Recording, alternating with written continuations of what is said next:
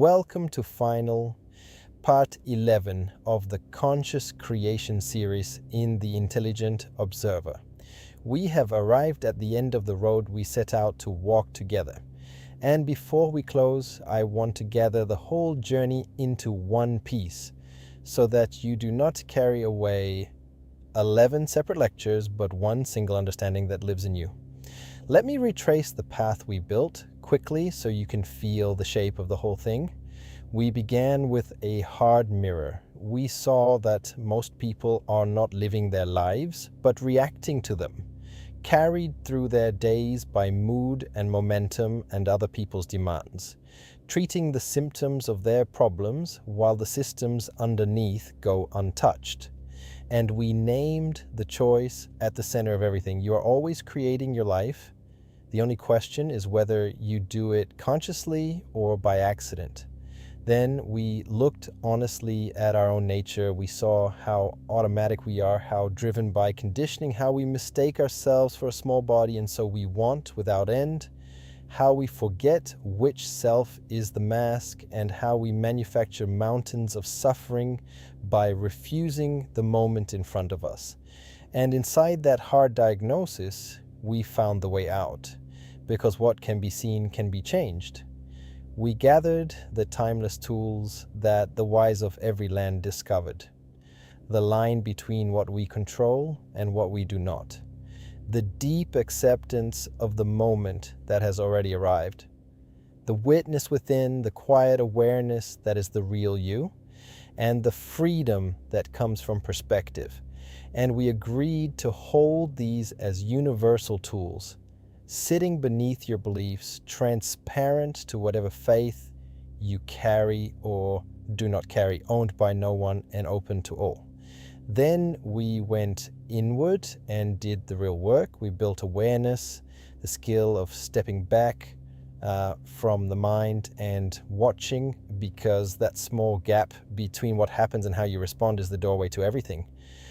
We claimed responsibility, not as blame, but as responsibility, the hinge that turns a life from happening to you into being authored by you. We learned to align the scattered parts of ourselves, body and mind and emotion and energy, into a single focused beam, and to point that beam at a purpose that is truly our own. And then we stepped back into the visible world. We learned to think in systems, to see the loops and the leverage points and the hidden machinery beneath our results, and to remember that our recurring struggles are not character flaws, but the outputs of systems that can be redesigned. We became designers, building our environment and our habits and our work and our relationships so that the right action becomes the easy action. We assembled a daily practice that keeps the inner fire lit, morning and evening, stillness and breath and intention, and the honest facing of our shadow. And finally, we installed the safeguards, the checks that keep all of it honest, measuring ourselves by changed behavior rather than warm feelings, and staying humble enough to know our limits and ask for help. That is the whole journey. And now, as I promised, let me put it in your palm. Small enough to carry, simple enough to begin tomorrow. Hold on to one truth above all others. Your life is a system and you can design it. If you do not design it, your phone and your surroundings and your past will design it for you. So you become the architect, or you remain the character in someone else's blueprint.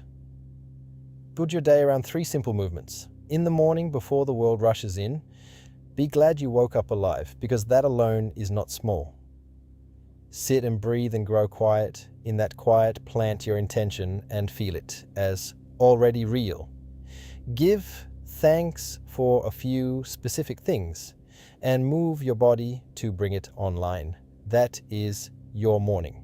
It tunes every instrument before the music begins. Through the day, carry the witness with you.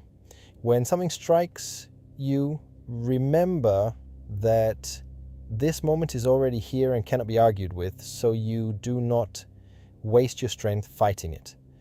But the next moment is not yet written, so you meet it with a chosen response rather than an automatic reaction. Take full responsibility for that response because it is the one thing that is always yours.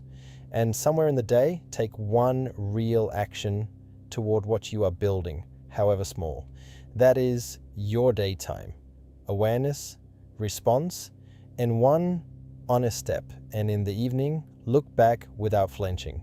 Ask the only question that tells the truth.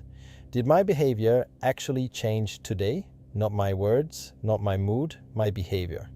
Face whatever showed up without shame, because shame only feeds the thing you are trying to heal. Give thanks again, and then release the day completely and rest, because good sleep is itself part of the practice. That is your evening. Honest review, then peace, and wrap all of it in 2 rules that protect everything else. The first rule is consistency over intensity. A small practice done every single day will remake you, where a grand practice done once and forgotten will not. The second rule is honesty over comfort. Keep checking whether this is working in your real life and with the real people in it.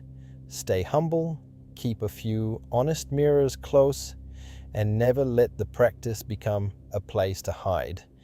That is the entire course held in your hand. Now let me leave you with the thought that this whole series has been building toward, because I want it to ring in you long after the words have faded. In the very first lecture, I told you there is a difference between the people who stay stuck and the people who transform. Now you know what that difference actually is. The stuck person waits for motivation, that unreliable visitor who never comes when you need it. The transformed person builds systems where the right action is simply easier than the wrong one, and then quietly stops needing motivation at all. So from tonight, change the question you ask yourself.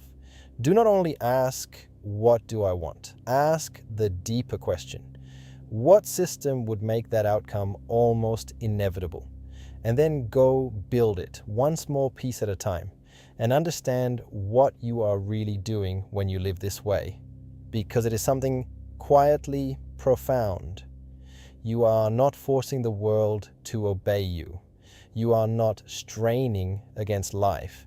You are stepping into the natural creative process of your own existence as a conscious participant instead of a sleeping one.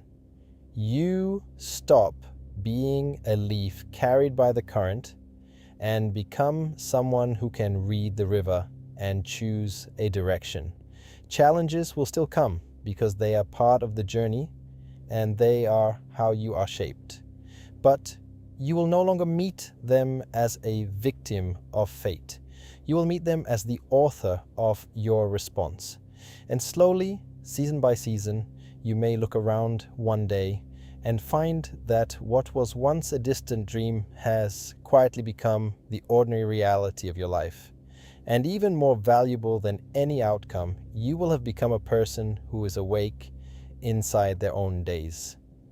I want to remind you one last time of the spirit in which all of this was given. There was no secret held back from you. There was no real lesson waiting behind a paywall. No course to buy, no catch. Everything I have learned slowly through reading and living and watching, I have placed into your hands in full and in order, because I believe truth and clarity should belong to everyone who is searching for them, not only to those who can pay. That was the whole point of this. You came here as someone seeking, and I hope you leave as someone who can build. So this is where I let you go, not with more words, but with a beginning. You already create your life. You have done it every day, mostly by accident, for as long as you have been alive. The only thing that changes now is the word conscious. Starting tomorrow morning with one breath, one intention, one honest step, you begin to create it on purpose. The power was always in your hands. Now you know how to use it. Go and design a life worth living. And whatever you believe about where that power comes from, may you use it well for yourself, for the people you love, and for the world that needs more awake human beings in it. Thank you for walking this whole road with me. Now go and walk your own. Please subscribe and provide feedback on the Conscious Creation series, a new effort by the Intelligent Observer.